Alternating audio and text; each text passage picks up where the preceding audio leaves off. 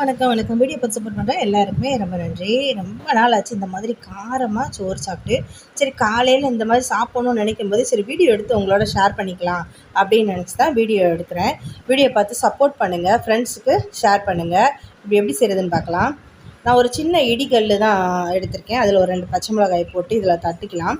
இதை வந்து மிக்சியிலையும் இதே மெத்தடில் செய்யலாம், அம்மியிலையும் அரைச்சிக்கலாம். எங்கள் வீட்டில் அம்மி கிடையாது. மிக்சியில் செய்கிறத விட இந்த இடிகல்லில் செஞ்சுக்கலாம். அது எனக்கு ஒரு ஆளுக்கு தானே நம்ம செய்ய போகிறோம் அப்படின்னு சொல்லிட்டு இந்த இடிகல்லையே இடிக்கிறேன். ஆனால் ஸ்பூனை வச்சு அப்பப்போ கிளறி விட்டு தான் இதை வந்து நான் இடிச்சுக்கிட்டேன். அது நல்லாவே சூப்பராக இருந்தது இது மாதிரி செஞ்சு சாப்பிடும்போது. இப்போ பச்சை மிளகாயை பார்த்திங்கன்னா ஓரளவுக்கு நல்லாவே நசுக்கிட்டேன். அப்புறம் சின்ன சின்னதாக உரித்து வச்சுருந்தேன் அந்த 7 8 சின்ன வெங்காயம் 3 பல் பூண்டு, அதையும் இதோட போட்டு தட்டி விட்டுக்கிட்டேன்.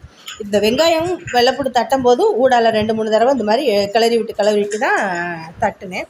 அப்புறம் ஒரு சின்ன குட்டி நெல்லிக்காய் சைஸ் அளவு புளி, அந்த புளியை வந்து பார்த்திங்கன்னா நல்லா தண்ணியில் கொஞ்சம் நேரம் ஊற வச்சுருக்கணும்.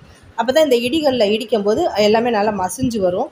அதையும் போட்டு நல்லா 2 தடவை கிளறி விட்டு நல்லா இந்த மாதிரி தட்டி எடுத்தாச்சு. சூப்பராக இருக்குங்க டேஸ்ட்டு. அதுக்கப்புறமா ஒரு அரை தக்காளி தான், நல்லா பழுத்த தக்காளி, அதுக்கு தேவைக்கு உப்பும் போட்டு இதையும் தட்டிக்கணும். தக்காளியை போட்டு தட்டும்போது கொஞ்சம் வந்து அந்த சாரெல்லாம் தெறிக்க தான் செஞ்சுது. கொஞ்சம் பார்த்து மெதுவாக இது பண்ணிக்கணும்.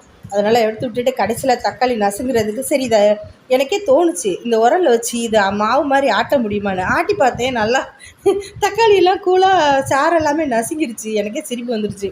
சரி அவ்வளோதான், இது நல்லா ரெடி ஆயிடுச்சு, சோத்தை வச்சு சாப்பிட்றலாம் அப்படின்னு சொல்லிட்டு கொஞ்சமாக ஒரு தட்டில் வந்து சோறு போட்டு எடுத்துகிட்டு வந்து சாப்பிடுவோம் அப்படின்ட்டு. சூப்பராக இருக்குது பார்த்திங்களா, பார்க்கும்போதே நாக்கில் எச்சி ஊறும். அவ்வளோ அருமையாக இருக்கும். கிராமத்து ரெசிபி இது வந்து நல்லா சூடாக இருக்குல்ல சோத்தில் ஒரு ஸ்பூன் போட்டு இது மேலே வந்து கொஞ்சமாக நல்லெண்ணெய் ஊற்றிக்கிடணும். ஏன்னா காரம் இருக்கும்ல, அதனால் காரம் ரொம்ப விரும்புகிறவங்க நல்லெண்ணெயெல்லாம் சேர்க்க வேண்டாம், அப்படி சாப்பிட்லாம். ஆனால் வந்து எனக்கு கொஞ்சம் நல்லெண்ணெய் சேர்த்து சாப்பிட்றது ரொம்ப பிடிக்கும். இப்போ நல்லா பிசைஞ்சு உண்மைக்கே சொல்கிறேன், யாராக இருந்தாலும் இந்த மாதிரி சாப்பாடு சாப்பிடும்போதே பார்க்கும்போதே நாக்கில் எச்சி ஊறும்.